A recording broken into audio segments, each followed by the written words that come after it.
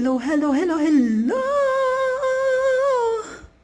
Welcome back to my many vlog. Ayan guys, so ipapasilip ko sa inyo.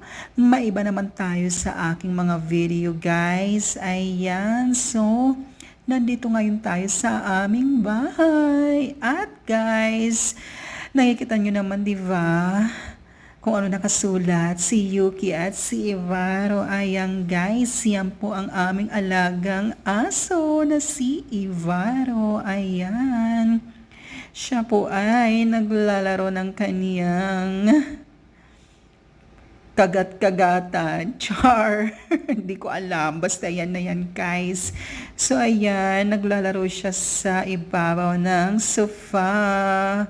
How cute naman ni Ivaro. At mamaya-maya makikita nyo ang aming isa pang alagang si Yuki. Ayan. Bali, iyan si Ivaro ay half-blooded na po yan siya. Half-blooded, half-bred. Ayan guys. Bali, may lahi po yan si Ivaro. At ito ang aming napaka-cute na si Yuki. Ayan. Gutom na gutom lagi ang aming alagang Yuki na yan. Ayan guys. Kain lang siya ng kain. Walang pakialam. Siya po ay Japanese dog. Ayan. Pure Japanese dog po ang aming alagang si Yuki. Napaka-cute. Diba guys? Puting-puti ang kaniyang balahibo. So cute.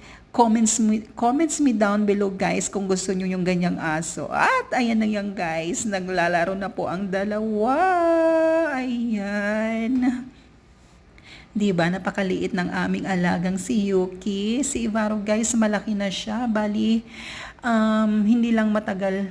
hindi pa lang matagal yan sa amin guys. Si Yuki, nasa 2 months old pa lang siya sa amin. At si Ivaro naman ay 4 months old na.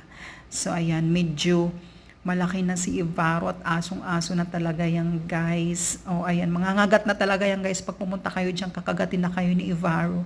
At si Yuki guys, napakakulit ng Yuki na to. Para siyang pusa. Ang liit-liit, diba? So cute. Ayan, naglalaro yung dalawa. Diba?